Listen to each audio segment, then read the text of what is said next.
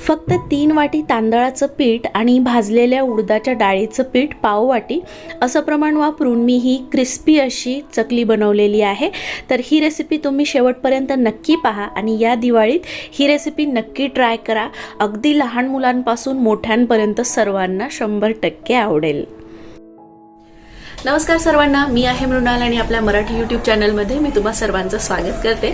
तर सर्वात अगोदर सर्वांना दिवाळीच्या हार्दिक शुभेच्छा ॲडव्हान्समध्ये। तर आज मी तुम्हाला चकलीची इतकी छान रेसिपी दाखवणार आहे। अशा प्रकारे तुम्ही जर चकली बनवली तर तुमची चकली 100% क्रिस्पी बनेल, खुसखुशीत बनेल, खूप टेस्टी बनते, अगदी लहान मुलंही आवडीने खातील। तर चला आजच्या छानशा कुकिंग ब्लॉगला सुरुवात करूया। तर आज मी बनवत आहे बटर चकली। तुम्हाला ही रेसिपी नक्की आवडेल अशी मला खात्री आहे। सर्वात अगोदर आपल्याला पांढरी उडदाची डाळ जी मी पाववाटी घेतलेली आहे ती मंद गॅस फ्लेमवर भाजून घ्यायची आहे। 5 ते 6 मिनिटं मी हिला भाजून घेणार आहे। कढई ऑलरेडी गरम होती। तर आपल्याला डाळ जास्त लालसर भाजायची नाहीये, हलकासा तिचा रंग बदलेपर्यंतच आपल्याला ही भाजून घ्यायची आहे। उडदाची डाळ जसजशी भाजली जाते तसतसा तिचा रंग तर बदलतोच, पण तिचा एक छान सुगंध यायला लागतो। गॅसची फ्लेम आपल्याला कंटिन्यू लो ठेवायची आहे आणि उडदाची डाळ भाजून झाल्यानंतर आपल्याला तिला थंड करून घ्यायचं आहे आणि त्यानंतर मिक्सर जारमध्ये टाकून त्याची पावडर बनवून घ्यायची आहे। तुम्ही पाहू शकता आता डाळीचा रंग थोडासा बदललाय। आता याला मी मिक्सर जारमध्ये काढून घेते आणि थंड झाल्यावर मी या डाळीला वाटून घेते। अगदी सहज वाटली जाते उडदाची डाळ मिक्सर जारमध्ये। पहा, उडीद डाळीची पावडर मी तयार करून घेतली आहे। तर या ताटामध्ये मी 3 वाट्या तांदळाचं पीठ घेतलेलं आहे, त्यामध्येच मी ही उडदाच्या डाळीची पावडर सुद्धा टाकलेली आहे।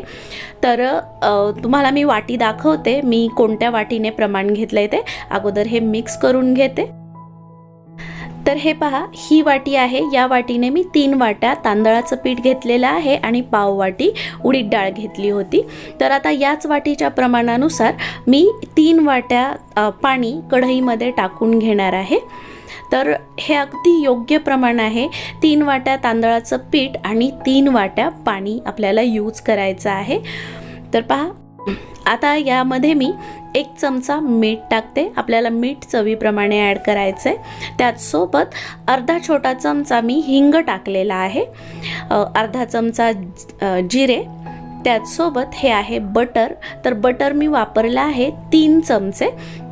1 इंचाचे 3 तुकडे मी टाकलेले आहेत बटरचे पाण्यामध्ये। तर आता याला आपल्याला गरम होऊन द्यायचं आहे। हे आहे बारीक कापलेला कढीपत्ता आणि त्याचसोबत मी चिली फ्लेक्स वापरलेले आहेत। तुम्ही चिली फ्लेक्सचं प्रमाण वाढवू शकता किंवा तिखटपणा जर हवा असेल तुम्हाला तर चिली फ्लेक्सऐवजी तुम्ही मिरची पावडर सुद्धा वापरू शकता। या पाण्याला आता आपल्याला उकळी येऊन द्यायची आहे आणि उकळी आल्यानंतर आपल्याला याच्यामध्ये तांदूळ आणि उडीद डाळीचं जे पीठ आहे ते टाकायचं आहे।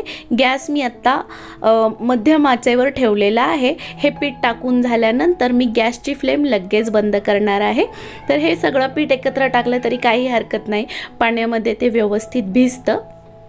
तर पहा, लाटण्याच्या मदतीने अगदी सहज हलवलं जातं हे पीठ। आता मी गॅसची फ्लेम बंद केलेली आहे आणि या गरम पाण्यामध्ये हे तांदळाचं पीठ आपल्याला व्यवस्थित उकडून घ्यायचं आहे। ते उकळलेलं पाणी असल्यामुळे खूप पटकन हे पीठ त्या पाण्यामध्ये फुगतं। तर पहा, आता मी लाटणं काढून टाकलेलं आहे आणि या कढईवर आता मी झाकण ठेवणार आहे। आपल्याला या पिठाला छान अशी वाफ द्यायची आहे। हे झाकण मी ठेवणार आहे 10 मिनिट। पहा, 10 मिनिट झालेले आहेत आणि आपल्या तांदळाच्या पिठाला छान वाफ आलेली आहे। गॅस मी अगोदरच बंद करून टाकलेला होता। तर आता हे पीठ मी एका ताटामध्ये काढून घेते। आपल्याला याचा गोळा मळून घ्यायचा आहे। तर हे पीठ आत्तासुद्धा खूप गरम असतं, त्याच्यामुळे आपल्याला थोडी काळजी घ्यावी लागते। तर पहा, आता हे सगळं मी काढून घेतलंय। याच्यामध्ये आता आपल्याला काही गोष्टी टाकून घ्यायच्या आहेत। तर इथे मी पांढरे तीळ घेतलेले आहेत 2 चमचे, ते मी याच्यात टाकणार आहे। त्याचसोबत काळे तीळ सुद्धा मी 2 चमचे घेतलेले आहेत, ते सुद्धा टाकायचे।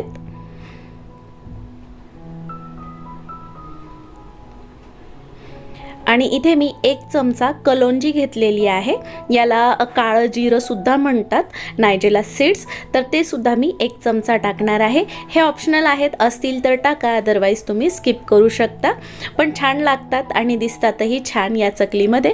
त्याचसोबत तुम्ही ओवा सुद्धा टाकू शकता, मी टाकलेला नाही आहे पण टाकू शकता.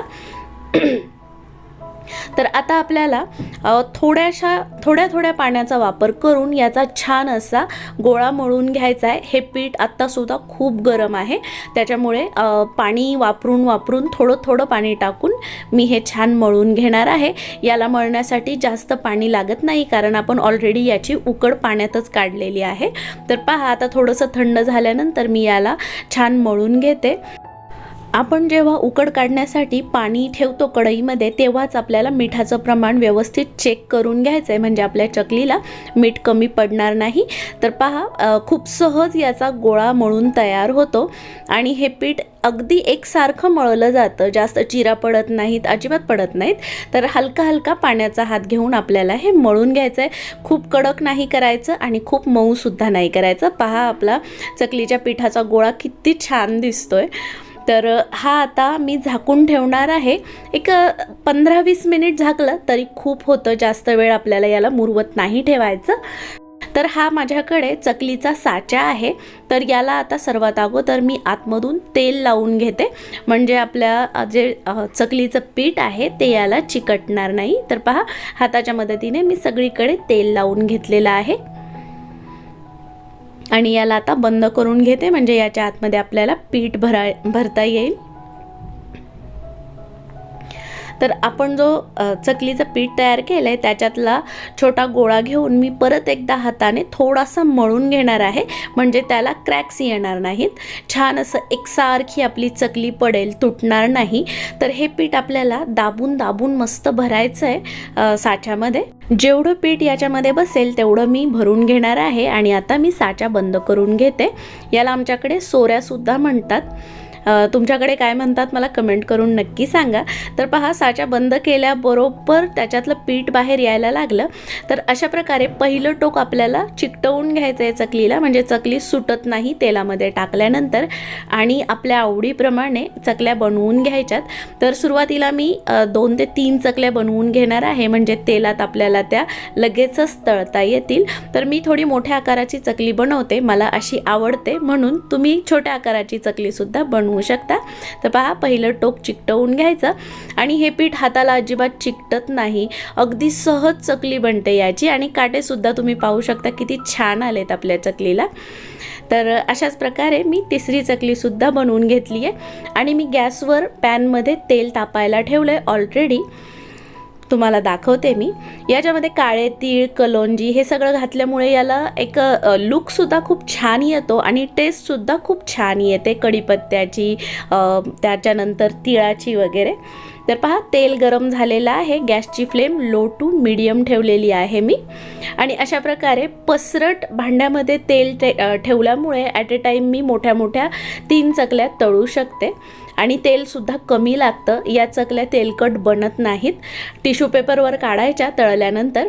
तर पहा, आता मी चकली टाकल्यानंतर सुरुवातीला 2 मिनिट या चकलीला हलवणार नाही आहे, तिला छान कडक होऊन द्यायची आहे. फक्त वरती तेल असं मारत राहायचं, म्हणजे वरच्या साईडने सुद्धा ती छान कडक होते.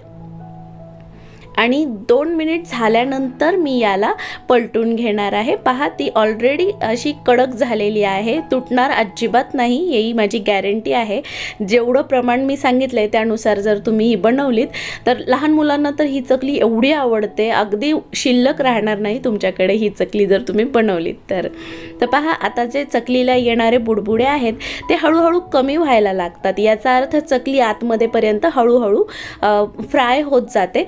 गॅसची फ्लेम अजिबात हाय करायची नाही, नाहीतर याचा कलरही बदलेल आणि चकली करपेल आपली आणि आतमधून कच्ची राहील.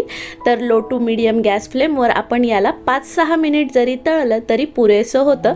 आता पहा, चकलीवर येणारे बुडबुडे अगदी कमी झालेत आणि चकलीसुद्धा एकदम क्रिस्पी, चमच्याला अशी जाणवते की हां, आता ही कुरकुरीत झालेली आहे. तेव्हा आपल्याला ही चकली काढून घ्यायची आहे. काढताना टिश्यू पेपरवर किंवा पेपरवर काढा, खूप मस्त दिसते, खमंग लागते, वाससुद्धा इतका छान येतो आणि तेलकट बनत नाही. लहान मुलं आरामात खाऊ शकतात कारण ही जास्त तिखट नसते. तुमच्या आवडीप्रमाणे तुम्ही तिखट टाकू शकता. पहा किती छान दिसत आहेत मोठ्या मोठ्या अशा चकल्या. चकल्यांची पहिली बॅच तळत असतानाच मी पोळपाटावर आणखी 3 चकल्या तयार केल्या होत्या, तर त्या आता मी तळून घेते.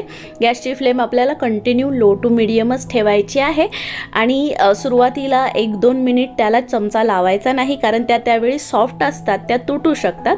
त्याच्यामुळे थोडी कडक झाल्यानंतरच आपल्याला हिला पलटी करायचं आहे. तर अशा चकल्या या दिवाळीत तुम्ही नक्की घरी बनवून पहा. इतकं सोपं आहे, अगदी कुठल्याही प्रकारची भाजणी तयार करायला लागत नाही. अगदी आहेत घरात ते मसाले टाकून आपण ही मस्त अशी बटर चकली तांदळाच्या पिठापासून बनणारी घरच्या घरी छान तयार करू शकतो. ही तांदळाच्या पिठापासून बनलेली जी चकली आहे ती अगदी शेवटपर्यंत कुरकुरीत राहते, तेलकट बनत नाही. आणि त्याचसोबत जर तुम्हाला उडदाची डाळ नसेल टाकायची तर तुम्ही ती स्किप केली तरी चालते. फक्त तांदळाच्या पिठाचा सुद्धा तुम्ही वापर करू शकता, पण उडदाच्या डाळीमुळे ही चकली आणखी खमंग बनते, टेस्टी बनते. तर पहा, तुम्हाला मी तोडून दाखवते. ही आत्ता पूर्ण थंड झालेली नाही आहे तरी सुद्धा इतकी कुरकुरीत आहे. पूर्ण थंड झाल्यानंतर तर याचा कुरकुरीतपणा आणखी वाढतो. तुम्ही नक्की ही रेसिपी फॉलो करा, या दिवाळीमध्ये नक्की बनवा. कशी बनली ते मला कमेंट करून नक्की सांगा. व्हिडिओला लाईकसुद्धा नक्की करा. चॅनलवर नवीन असाल तर चॅनलला सबस्क्राईबसुद्धा नक्की करा. चला तर मग भेटूया आणखी एका इंटरेस्टिंग कुकिंग ब्लॉगमध्ये. तोपर्यंत स्वतःची काळजी घ्या. Till then, bye bye friends.